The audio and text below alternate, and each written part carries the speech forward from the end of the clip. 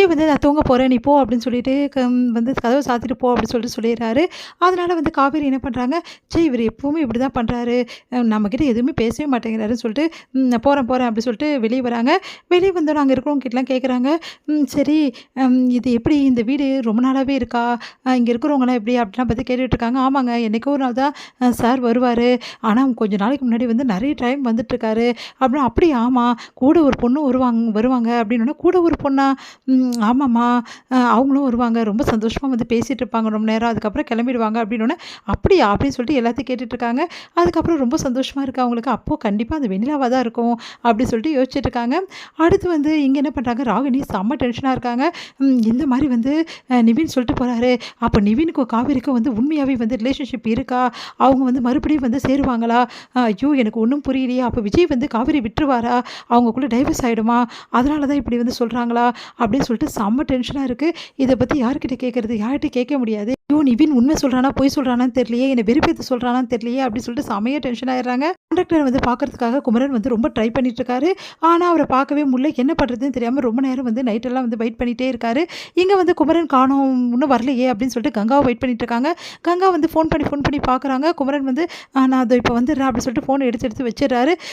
இல்லை எப்படியும் அந்த கான்ட்ராக்டை வந்து மீட் பண்ணி தான் நம்ம போகணும், போகவே கூடாது வீட்டுக்கு, போனால் நல்ல செய்தியோடு தான் போகணும், இல்லைன்னா கங்கா முடிக்கவே முடியாது அப்படின்னு சொல்லிட்டு குமரன் வந்து யோசிச்சுட்டு இருக்காரு. அங்கே இருக்கிறவங்க வாட்ச்மேன்ஸ் அதுக்கப்புறம் எல்லாருமே வந்து சொல்கிறாங்க, இந்த மாதிரி போப்பா, ரொம்ப லேட் நைட் ஆகிடுச்சுப்பா, இதுக்கப்புறம் இருந்து என்னப்பா பண்ண போகிறேன், இல்லை சாரை பார்க்காம நான் போக மாட்டேன் அப்படின்னு சொல்லிட்டு அவங்க சொல்லிட்டு இருக்காரு அவர்.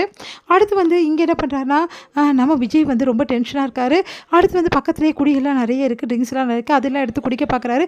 என்னங்க இது இங்கே வந்து ஆரம்பிச்சிட்டிங்க, தலைவலின்னு தானே இங்கே வந்தீங்க, மறுபடியும் இங்கே என்ன குடிக்கிறீங்க அப்படி சொல்லிட்டு கேட்குறாங்க. மனசு சரியில்லை, அதனால் நான் குடிக்க தான் செய்வேன்னு சொல்லிட்டு தொடர்ந்து வந்து அப்படியே ஃபுல்லாக குடிச்சிடுறாரு. என்னங்க பாட்டிலே காலி பண்ணுறீங்க, உடம்பு என்னத்துக்கு ஆகுதுன்னு சொல்லிட்டு காவேரி வந்து ஏங்க இப்படிலாம் பண்ணுறீங்க அப்படின்றாங்க. நான் அப்படி தான் பண்ணுவேன், எப்படியாவது போங்க அப்படின்னு சொல்லிட்டு போக பார்க்குறாங்க.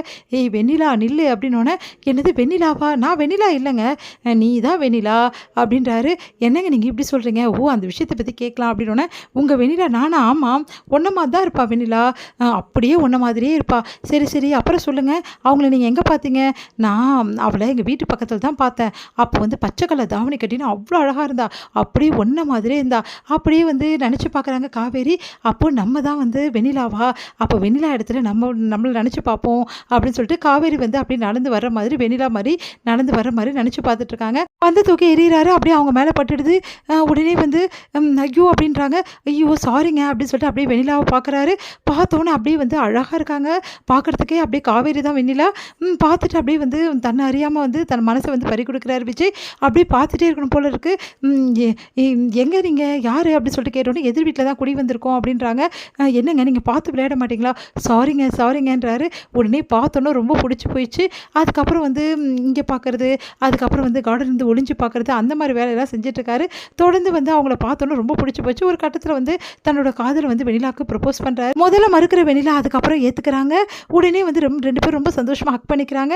இதெல்லாம் வந்து சொல்ல விஜய் வந்து சொல்லிகிட்டே போகிறாரு. அப்படியே தன்னையும் விஜயும் சேர்த்து வந்து அப்படியே நினச்சி பார்த்துக்கிட்டே இருக்காங்க நம்ம காவேரி. திரும்ப முடியுது.